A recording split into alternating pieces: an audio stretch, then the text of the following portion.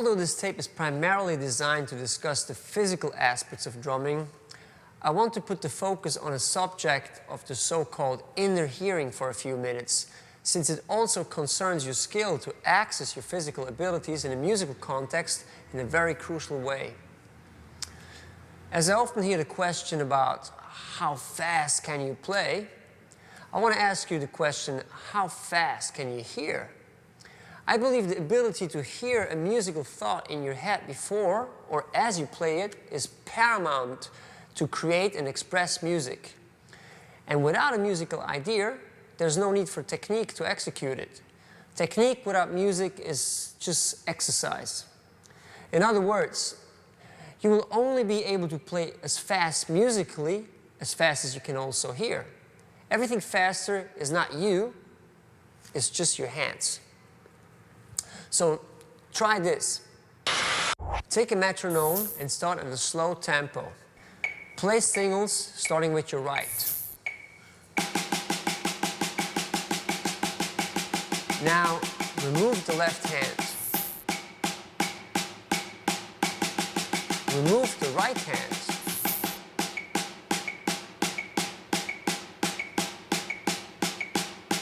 Get the idea? The tempo you can hear, the offbeats, is really how fast you can hear. Try to do this without creating a reference by tapping your foot or right hand. Alternate this exercise between the hands and use both 16 notes and triplets.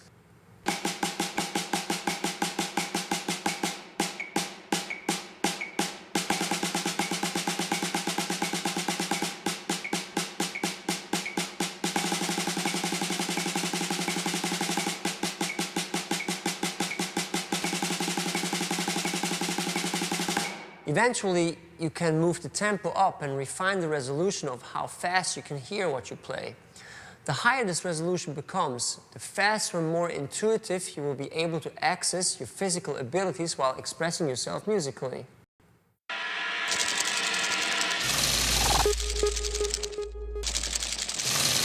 A really good advice I once got is to warm up. It makes a world of difference. Many of the exercises in this tape make good warm-up exercises. For instance, I use the molar pumping motion all the time when I warm up. But more important than what you do to warm up is how you do it. A lot of drummers just yank out some fast rudiments on their knee, before they start playing. Others stretch their wrists by doing this or this, as hard as they can. And this is not only useless as a warm-up because it does the opposite and freezes your muscles up, but it can also hurt you real bad. The point of warming up is to warm up, not to jump into boiling water. So whatever you do, start at a speed where you can do it relaxed and without any effort, even if it's very, very slow. But do it consistently for a couple of minutes. That will warm up your muscles gradually. I always try to warm up before I play. To do it in a relaxed and focused way does not only warm up my hands, but also my mind. Because the repetitive pattern of my warm-up has a calming and centering effect to me, and it gets my head clean for the performance. So, for me, the first note of my warm-up is also the first note of my gig.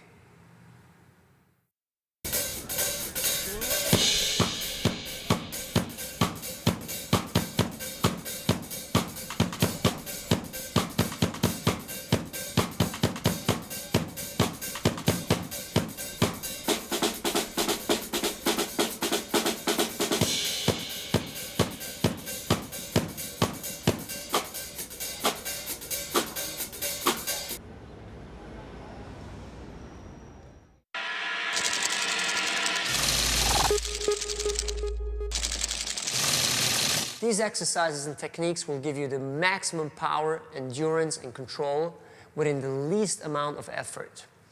But it doesn't matter how strong your hands are. There is a point where you won't get any more power out of them. There's a limit to everything. When you pass this threshold and overplay your natural potential, you will not be able to play relaxed anymore, and you will lose command over your technique, lose your dynamic headroom, and reduce your potential to just trying to keep up and survive the rest of the gig. I call this the iron arm syndrome, and you might know what I mean.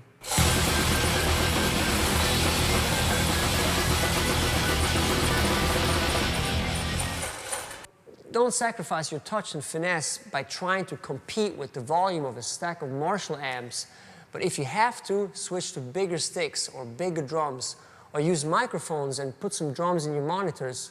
Let external technique help you when your natural resources aren't enough.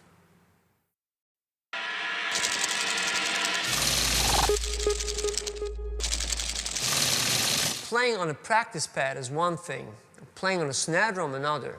And playing on a drum kit is a whole different story once again. So most drummers would agree that playing something on a snare drum is easier than to play the same thing on a tom-tom. When it comes to playing a roll on a floor tom, all bets are usually off, and most drummers can't help but to hold their ears, grind their teeth, and hope for the best. The reason for this is obvious. The drum head of a high-tuned snare drum has a lot of tension and creates very fast, small oscillations, which create a very even response and lots of rebound. The head of a floor tom oscillates much slower and deeper, that's why it also sounds slower. The popular notion is that a floor tom has no rebound. As you can see, it has rebound. Not very much, but enough to rebound the stick one time. And one time is all we really need. So it's all about figuring out how we can use this one rebound. You can compare playing on a snare drum with skiing down a perfect racing slope. You can almost fly over it with a lot of speed and almost no movement of your body. But playing on a floor tom is more like skiing over moguls. You have to compensate for the unevenness in the slope with your legs. If you're trying to ignore this and just blaze over it, you're in for a very, very bumpy ride. So think of the slow oscillations of the drum head of a tom as these moguls or slow waves you have to play off. Don't try to play through them with force, but go with them and try to feel how they breathe so you can float on them. It doesn't only cost a lot of strength to play through these waves, but playing through the oscillations of the drum head has also the effect of obstructing the path of their movement. This can not only be felt, but also heard. Listen to the difference in the sound between this and this.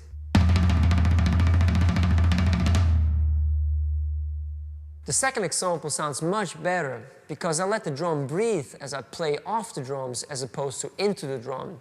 Actually, I get rewarded not only by a better drum sound, but also much easier execution. This is something you have to experience for yourself. It's really a feel thing. Like someone who can't swim, many drummers choke and tense up when they have to play on those waves because they don't know yet that you can float on these waves.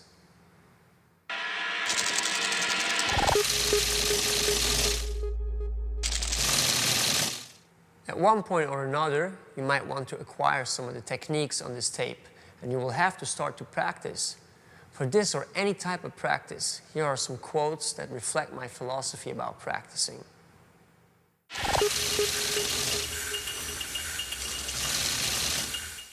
I often get asked how many hours a day I practice. In my opinion, the question of how long is irrelevant to the effectiveness of the practicing. What takes one guy 7 days to learn takes another guy 7 months. However, set up some short and long-term goals that you want to achieve and keep working on them.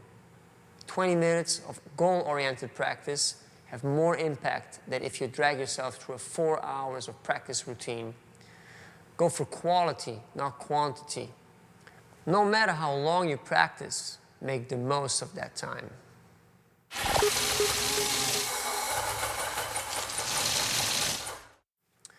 Make a difference between repeating to play what you already know and working on something you cannot do yet. Challenge your current level, know when to move on, and design your practice session so that it will stretch your abilities, but also that you can stay confident about achieving your goals. After you spend some time for concentrated practice, reward yourself with some rambling time.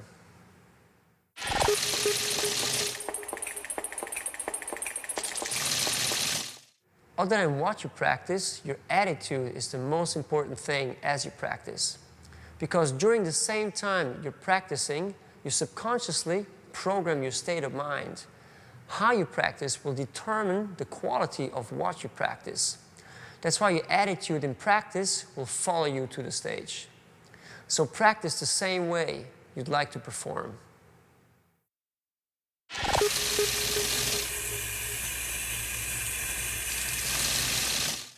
I really like that quote. Always keep in mind that whatever you practice should someday become music and have fun. You can even make a simple technical exercise sound musical. You can think of every rudiment as a melody, not an exercise. It takes the same amount of time to do it. Put the seed of music into everything you practice, and music will grow out of it.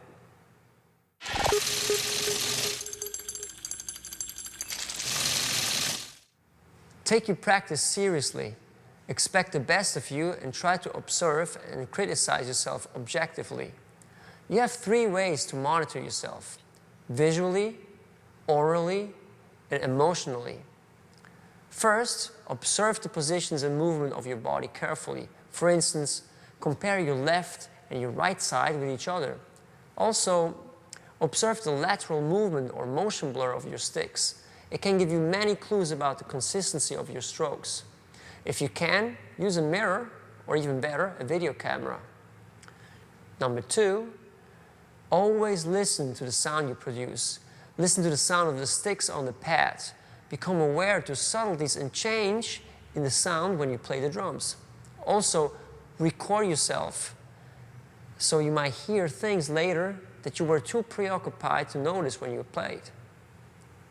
Finally, pay attention to how it feels.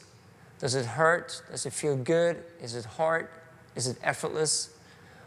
Once something feels good, try to make an emotional imprint and remember the feeling. Your sense memory will help you to recall the right motion later.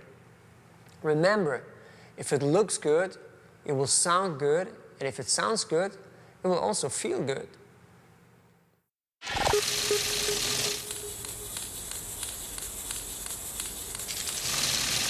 Don't be intimidated by the challenges ahead of you, and don't be discouraged if you can't nail it immediately.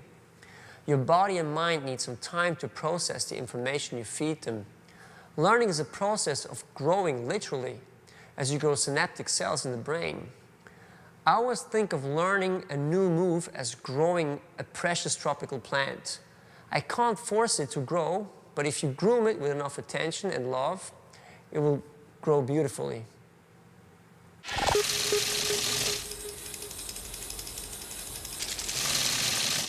The more you do something, the more familiar it will become. A lot of the techniques on this tape require repeated practice to program the moves into your muscle memory.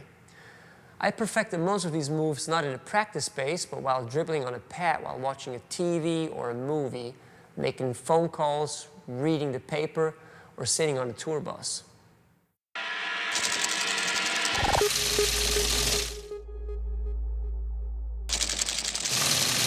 After a very thought-provoking conversation I had with Freddy Gruber, I had this image in my mind. Imagine looking at a square with a keyhole in it. The square represents technique, and behind it, there's music. The music is what you want, and you want to get behind the square. But unfortunately, you can't find the fitting key for it along the many keys you already have on your keyring. The keys on your keyring are the knowledge you have. So you might try and get frustrated, but the square won't open. But if you're able to change your perspective and shift your viewpoint to another angle, you will realize that you're not looking at a square, but a whole 3-dimensional cube. And each side of the cube represents another aspect of music. One side is technique, the other side is sound, another one is time, motion, feel, and so on. Every side has also a keyhole. And some of the keys that you have will open some of these doors and let you inside the cube where the music is. From there, you can open any door from the inside. Hopefully, some of the ideas in this tape will give you some additional keys, or even better, an idea how to make the keys yourself. Thanks for watching, and I'll see you around.